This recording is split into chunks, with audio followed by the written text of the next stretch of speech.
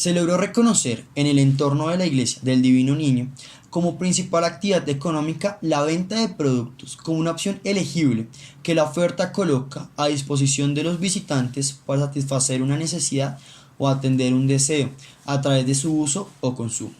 Se han generado pequeñas redes económicas donde gran cantidad de personas derivan su sustento de la venta de comida.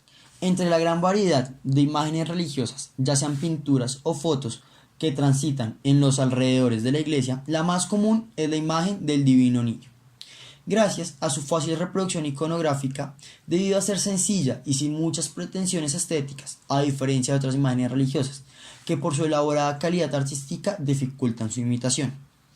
Esto conlleva a la facilidad de copiar la figura original, favoreciendo su popularización y su asequibilidad a todos sus creyentes, lo cual permite establecer que la imagen del Divino Niño circule entre todos los íconos del cristianismo y lo quiche.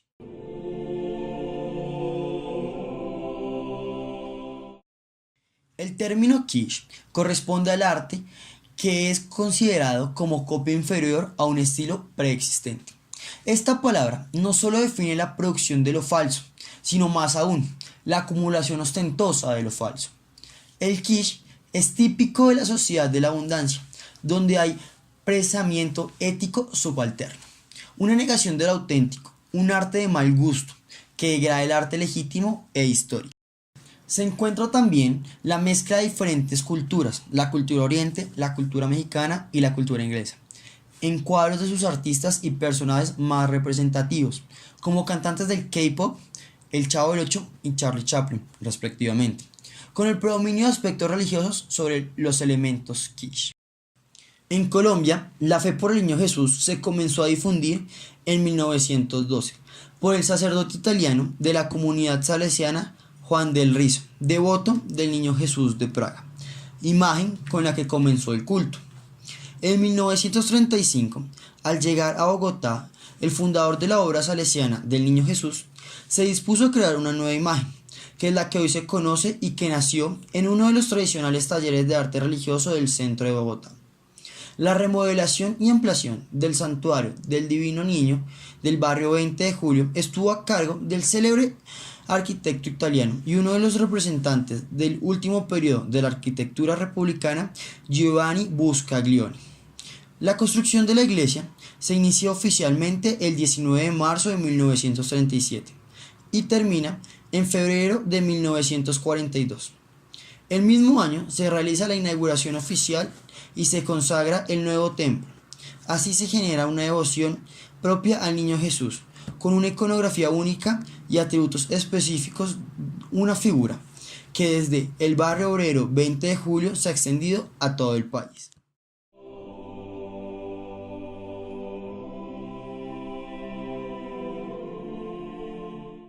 Para hablar de elementos artísticos destacables en la iglesia del Divino Niño Jesús del 20 de julio, es necesario mencionar que sobresale la esfinge de menos de 60 centímetros de alto del Niño Jesús, con un aspecto amable y sencillo. No porta lujos como sus similares europeos. Fue obra del italiano Blas Branda, fundador del almacén especializado en arte religioso El Vaticano.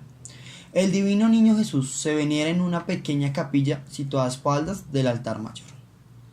A la gran infraestructura de la iglesia se integran vitrales en la arquitectura eclesial inspirados en conceptos teológicos y litúrgicos. La figura del Cristo resucitado en el altar mayor sobresale, elaborada en mármol. Los elementos de sincretismo que se pueden evidenciar en el recorrido por el perímetro de la Iglesia Católica es fácil identificar dos cosmovisiones principales: las prácticas religiosas y el kitsch, como formas de expresión de nuestra cultura popular en la que se evidencia la manifestación de la cotidianidad. Se encuentran como una imagen que es considerada expresión de la religión católica del pueblo bogotano y es a su vez la expresión más evidente del catolicismo popular de la ciudad. El kitsch, por su misma naturaleza, ha llevado a la imagen religiosa del Divino Niño a ser repartida masivamente en una sociedad en la que la imaginería religiosa ha abandonado sus respectivos lugares de oración para sentarse en una sociedad consumidora.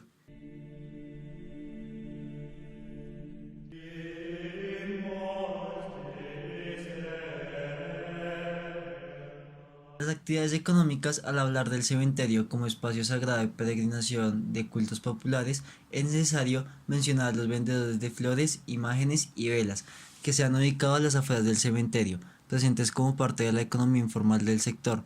Venden a los creyentes no solo objetos de ofrenda, sino las oraciones en diferentes tamaños, precios y formas. Y novenas a los santos populares, muchos de los cuales se han transformado estéticamente acorde a las necesidades de los creyentes. Por otra parte, en el recorrido se encuentran los puestos de los trabajadores del mármol, situados en los alrededores, y la fabricación de lápidas como su principal fuente de trabajo. El cementerio constituye un espacio sagrado que brinda un patrimonio material con piezas escultóricas traídas de los principales talleres europeos tales como Cronos, el dios del tiempo.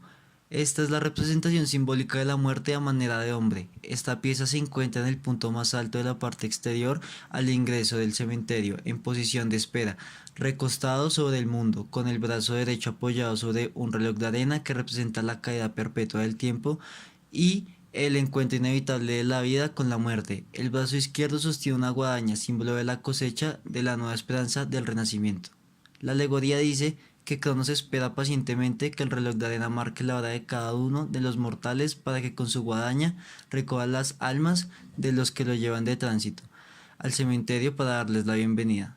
Al examinar la portada se observa que consta de dos elementos, escultura alegórica y frase en latín escrita por Gonzalo Jiménez de Quesada: esperamos la resurrección de los muertos. La escultura de la Pietà, la antigua estatua italiana en mármol que representa a María cuando bajó de la cruz a Jesucristo, se encuentra ubicada a la entrada de la elipse del cementerio. Fue elaborada posiblemente en el año 1928 en Roma por el escultor italiano Lupi, mandada a traer desde Roma por la familia Lago para ser ubicada en la tumba de José Ignacio Lago, un joven que murió ahogado. El cementerio central de Bogotá fue declarado monumento nacional en 1984. En todos los sectores hay pasillos con mausoleos con techos góticos y neogóticos, y con ellos centenares de tumbas de industriales, artistas, poetas y personajes históricos ilustres que defendían sus ideales, decoradas con obras arquitectónicas y esculturas en bronce y mármol, cuyos detalles y ubicación son reflejo de los códigos de la ciudad. En la necrópolis se encuentran fachadas neoclásicas, pedestales rematados en cruces de diversos estilos, sarcófagos decorados y coronados, verjas, fuentes, frisos, relieves, pebeteros, jarrones, bustos, pilastras de diverso orden o sencillas lápidas. Y también existen los mausoleos de algunas familias, donde también se exhiben iconografías y estilos arquitectónicos que constituyen los emblemas religiosos y estéticos del arte funerario tradicional. Empecemos por su historia. Colombia fue colonizada por españoles, por lo tanto sus costumbres y culturas fueron impuestas. Hasta el siglo XIX se enterraban los muertos en bóvedas en el interior de las iglesias hasta que Carlos III dio la orden para la edificación de un cementerio. Pasaron 45 años para que se aprobara la construcción. El 15 de octubre de 1827, Simón Bolívar firmó un decreto que prohibía los entierros en las iglesias de la capital. Finalmente, el cementerio fue construido por Pío Domínguez y Nicolás León y fue puesto en funcionamiento en 1836 bajo la presidencia de Francisco de Paula Santa.